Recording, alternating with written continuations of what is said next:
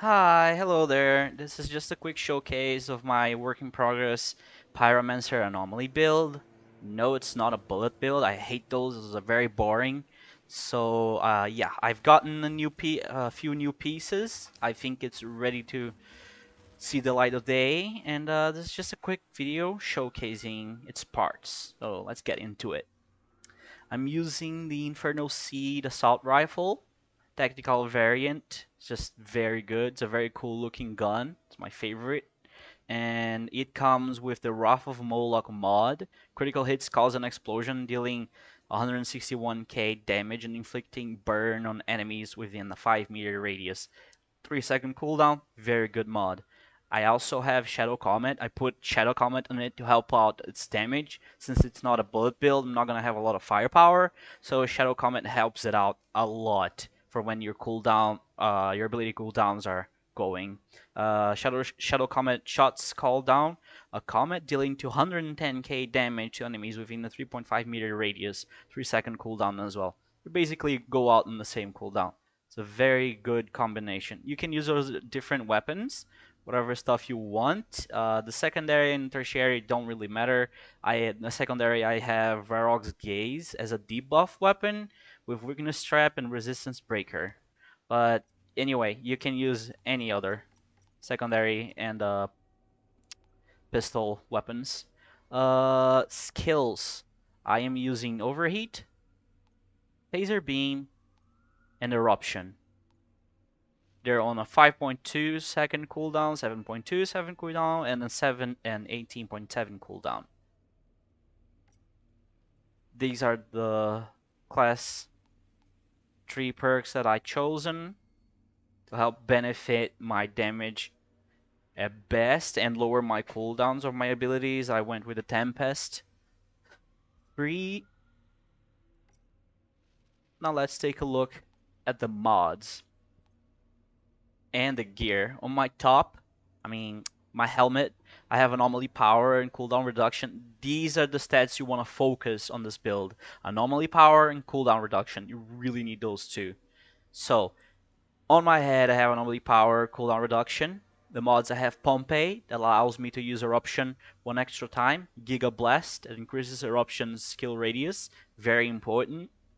My chest piece is the Armor of the Akari because it comes with Detonator, Anomaly Power, and cooldown reduction. This chest piece is like perfect for this build.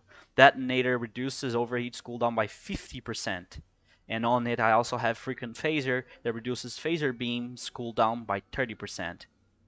Then I have a Lower Robe of the Lava Lich with Anomaly Power. Skills Life Leech is pretty good. It's not cooldown reduction, but it's what we have and once we gotta do because we need 3 pieces of the Lava Leech set.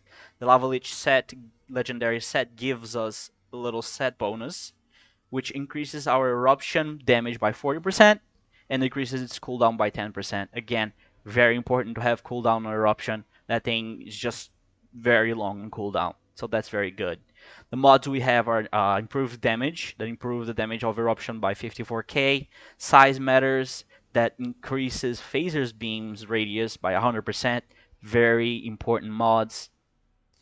Charms of the Lava Lich, my hands. Max health, whatever, cooldown reduction is very good. Still not maxed out because I ran out of cooldown reduction shards.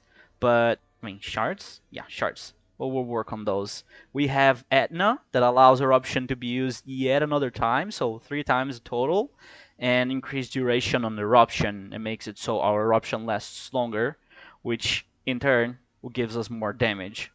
On the boots of the Lava Lich as well. Third piece activates set bonus. Pure Powered, which increases our phaser beams damage by 20k. And Volcanic Armor, it's not really necessary. You can change that. It's just that it came with that. I wanted a Lava Lich chest piece or head piece, but I couldn't get those yet. So I'm using the boots. The boots. English, please. It has max health, which again, not good, but it's what we have. And cooldown reduction, which is good. So at least that. Volcanic Armor, I mean, Phaser Beam takes a life to cast, and in those high level activities, you're gonna be run down by enemies, especially if you're fighting against nature enemies. Those little perforals and the maulers are just gonna gang up on you. So actually having volcanic armor is good because it reduces the damage you're gonna take by 50% from all sources. Basically, it's just pretty decent. So that's the build. I haven't actually used it yet. I'm gonna do a little live test on stream later, but that's it. It's a pretty decent anomaly build for the Pyromancer. It's probably gonna get outshined by the bullet builds, but that's just the way the game is built right now. All we can do is hope for anomaly buffs in the future.